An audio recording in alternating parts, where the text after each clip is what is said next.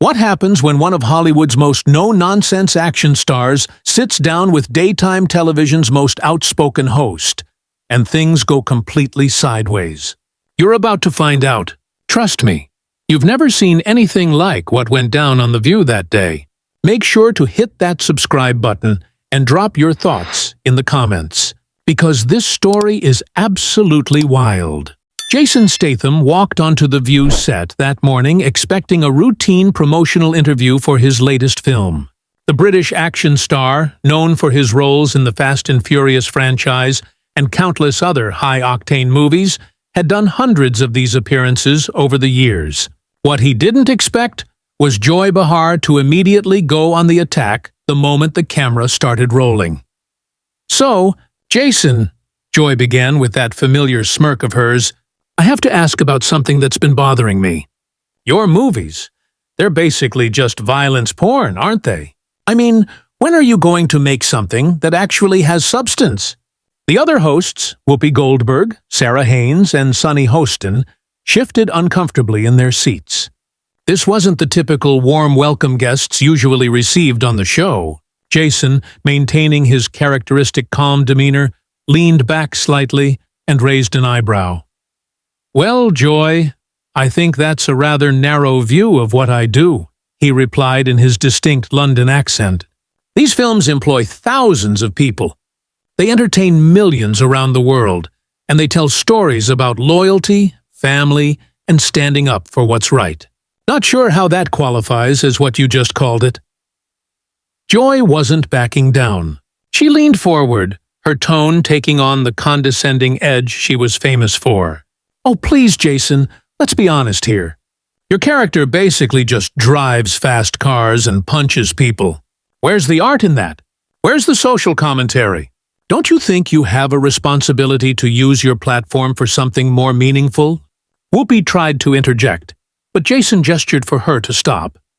"No, it's fine," he said, his jaw tightening slightly, the first sign that Joy's needling was getting under his skin.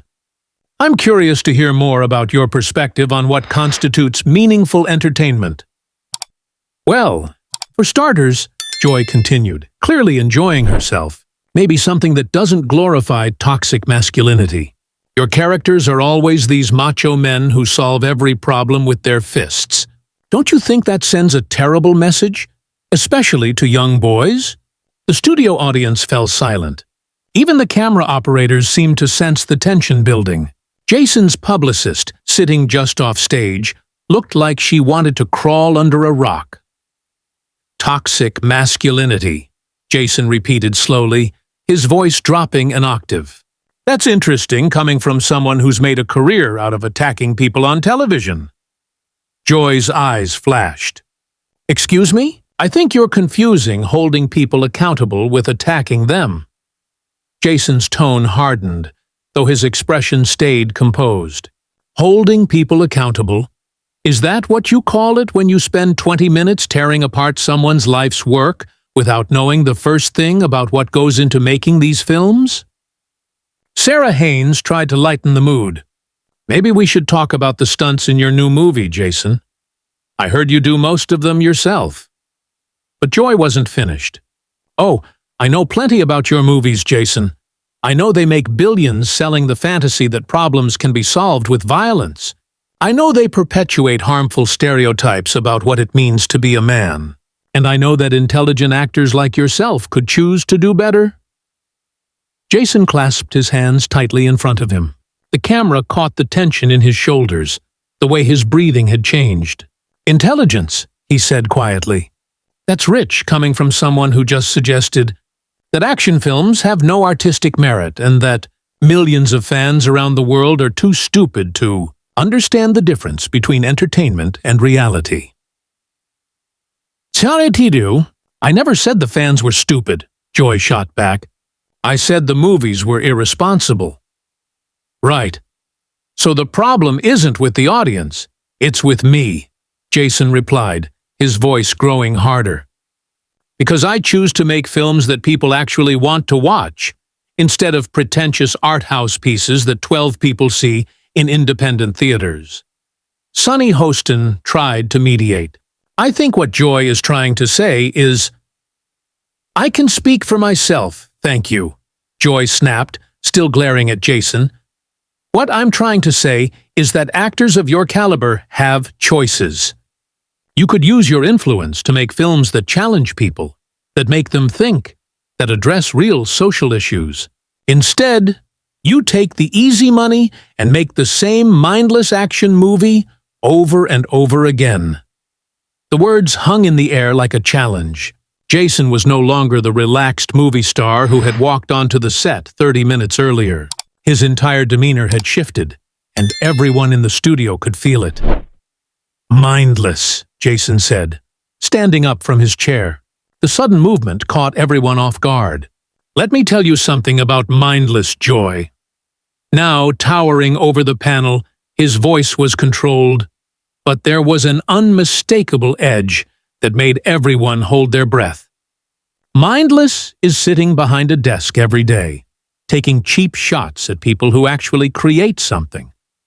Mindless is thinking your opinion about my work matters more than the millions who choose to spend their hard-earned money watching these films. Joy's face flushed red, but she refused to back down. "Sit down, Jason. You're being ridiculous." "Am I?" he asked, still standing. "Because from where I'm standing, it looks like you invited me here under false pretenses. This isn't an interview. It's an ambush. You've spent the last 10 minutes insulting my work, my choices, and basically calling me and my fans idiots." Whoopi tried to regain control. "Okay, everyone, let's just take a breath here." "No, Whoopi," Jason said firmly, his eyes never leaving Joy's. Leaving Joy, Jason turned back to face her fully. "I think Joy wants to have this conversation," he said evenly. "So let's have it. Tell me, what exactly have you contributed to the world of entertainment? What lasting impact have you made beyond sitting here every day complaining about what other people do?" Joy's mouth fell open. "I've been in this business longer than you've been alive, you arrogant." "Being in the business and contributing to it are two different things," Jason interrupted. "I've created characters that inspire people. I've made films that bring families together in theaters. I've worked with stunt teams and filmmakers who push the boundaries of what's possible on screen. What do? You tear people down for a living." The other hosts were frantically looking at their producers off stage. This was spiraling far beyond anything they had prepared for. Sarah Haynes made another attempt to redirect. "Jason, maybe we could talk about your upcoming projects." "No, Sarah," Joy cut in sharply, her voice rising. "I want to finish this conversation. Jason, you want to know what I contribute? I hold people accountable. I ask the tough questions that other interviewers are too scared to ask. I don't just sit here and let celebrities come on and promote their garbage without challenging them." Jason laughed, but there was no humor in it. "Challenging them? Is that what you call this? Amateur-hour psychoanalysis? You think you're some kind of hard-hitting journalist, but you're just a talk show host who gets off on making people uncomfortable." "How dare you?" Joy shot back, standing up now as well. "I've been asking important questions about society and culture for decades. Just because you can't handle having your work critiqued doesn't mean I'm going to stop doing my job." "Your job?" Jason repeated, shaking his head. "Your job is supposed to be entertaining the audience and having interesting conversations with guests. Instead, you use it as a platform to push your own agenda and make yourself the center of attention." Joy was practically vibrating with anger. "My agenda? My agenda is trying to elevate the conversation beyond mindless entertainment. My agenda is expecting more from people who have the privilege of influencing millions of viewers." "There it is again," Jason said, pointing at her. "Mindless entertainment. You keep using that phrase like it's some kind of insult. Do you know what's actually mindless, Joy? Thinking that entertainment has to be miserable to be meaningful. Thinking that making people laugh or giving them an escape from their problems is somehow beneath you." Sonny Hostin tried once more to mediate. I think what both of you are trying to say is, "Don't," Jason said firmly, holding up his hand but keeping his eyes on Joy. "This is between me and her now. Joy, you want to talk about responsibility? Let's talk about the responsibility you have to treat your guests with basic respect. Let's talk about the responsibility you have to actually prepare for interviews instead of just attacking people." "I am prepared." Joy's voice reached a new pitch. "I know everything about your career, your box office numbers, your critical reception. That's exactly why I'm calling you out." "Calling me out for what exactly?" Jason demanded. "For being successful? For making movies that people enjoy? For choosing projects that challenge me physically and creatively? What exactly is my crime here, Joy?" "Your crime," Joy said, leaning across the table, "is wasting your talent. Your crime is taking the easy path instead of using your platform to make a real difference. Your crime is perpetuating harmful stereotypes about masculinity and violence." Jason stepped closer to the panel, his voice dropping to almost a whisper. "And your crime, Joy, is being so bitter about your own irrelevance that you have to tear down people who are actually doing something with their lives." The studio audience gasped. Even the camera operators seemed shocked by the brutal honesty of Jason's words. Joy's face went through several shades of red before settling on a deep crimson. "Irrelevant?" she sputtered. "I've been on television longer than you've been making movies." "Longevity doesn't equal relevance," Jason replied coldly. "Being on television for a long time doesn't mean you've done anything important with that time. How many lives have you changed for the better, Joy? How many people have you inspired? Because I can tell you about the kids who watch my movies and decide they want to learn martial arts. I can tell you about the families who bond over watching action films together, or the stunt performers who get work because of the projects I choose." Joy was speechless for a moment, probably for the first time in years. When she finally found her voice, it was shaking with rage.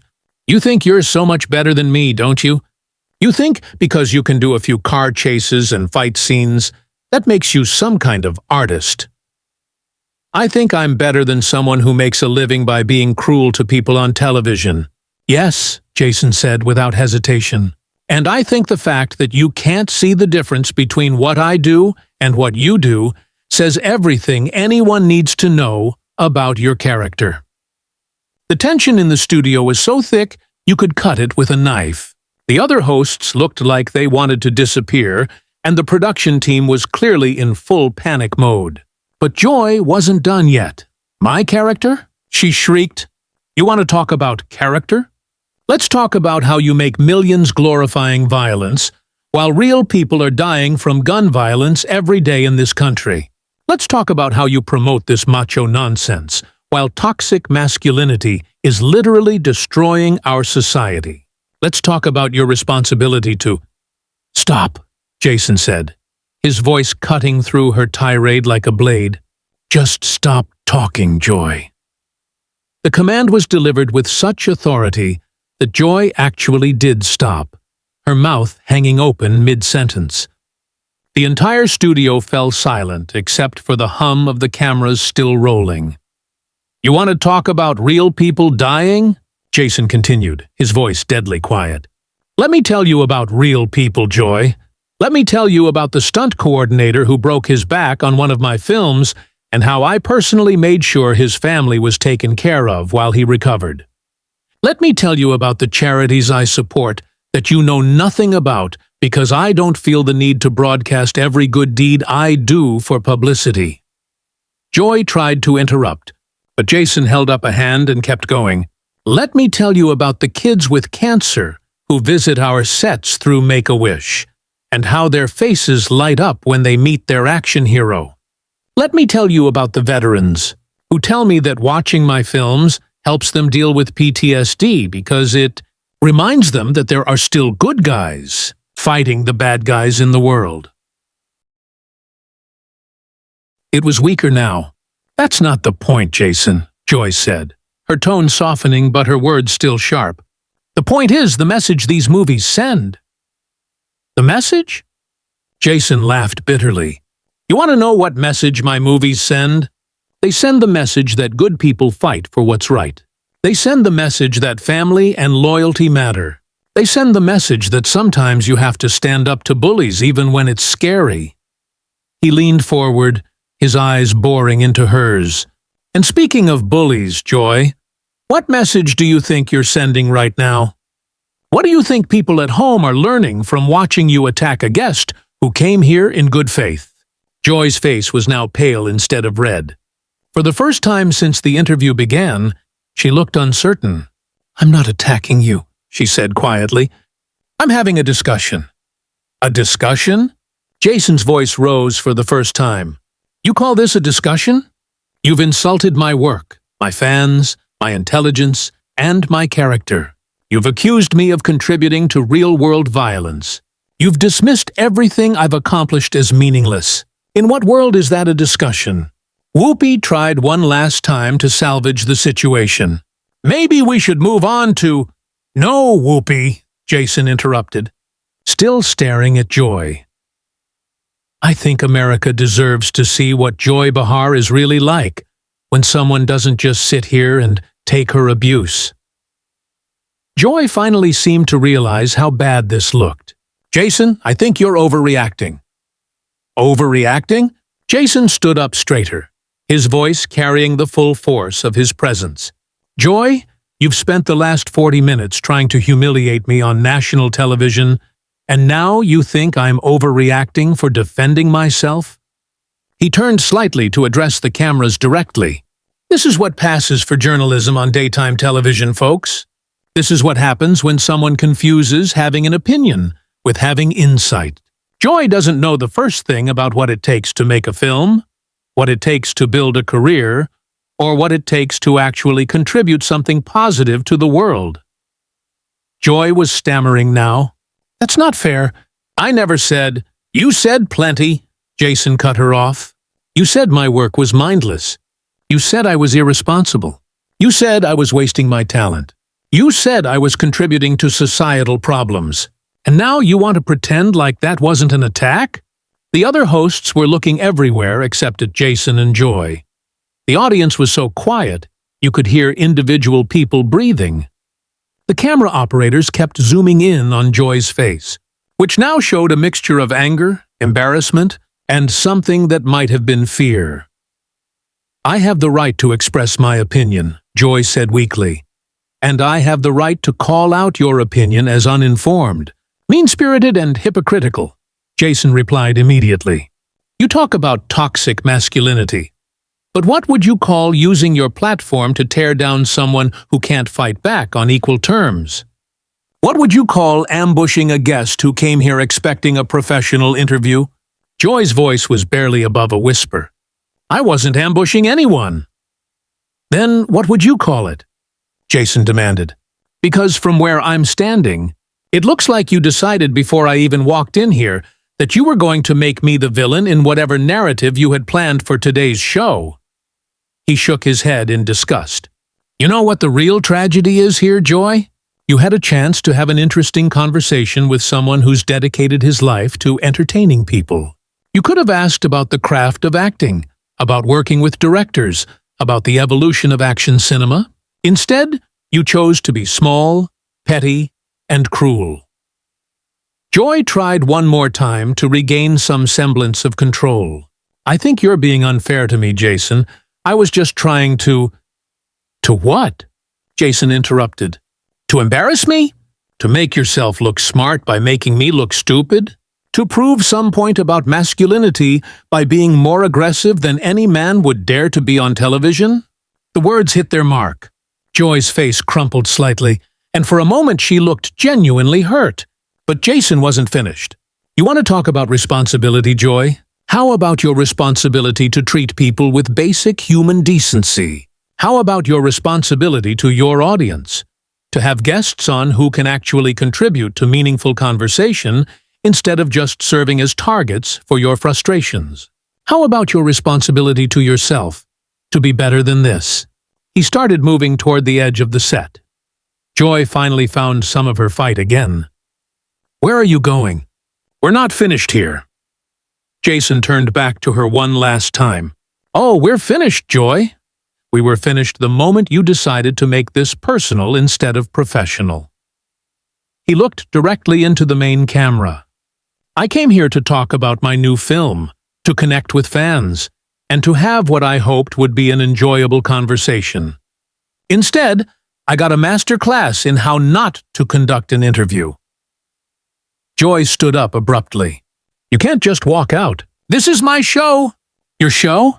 Jason smiled coldly. Then maybe you should start acting like a professional host, instead of a schoolyard bully. The production assistants were frantically signaling to the hosts, clearly trying to figure out how to handle this unprecedented situation. Jason was already unhooking his microphone. You know what, Joy? He said, as he handed the mic to a stunned production assistant. I actually feel sorry for you. It must be exhausting to be so angry all the time. It must be lonely to push away everyone who tries to have a genuine conversation with you. Joy's voice cracked slightly. I'm not angry. I'm passionate about... You're angry, Jason said simply. And you're taking it out on people who don't deserve it. That's not passion. That's just sad. He turned to the other hosts. Whoopi, Sarah, Sunny, thank you for trying to keep things civil. I'm sorry your colleague made that impossible. As Jason walked toward the exit, Joy made one final desperate attempt to have the last word. This is exactly the kind of toxic behavior I was talking about. Walking away when challenged, refusing to engage with difficult questions. Jason stopped at the edge of the set.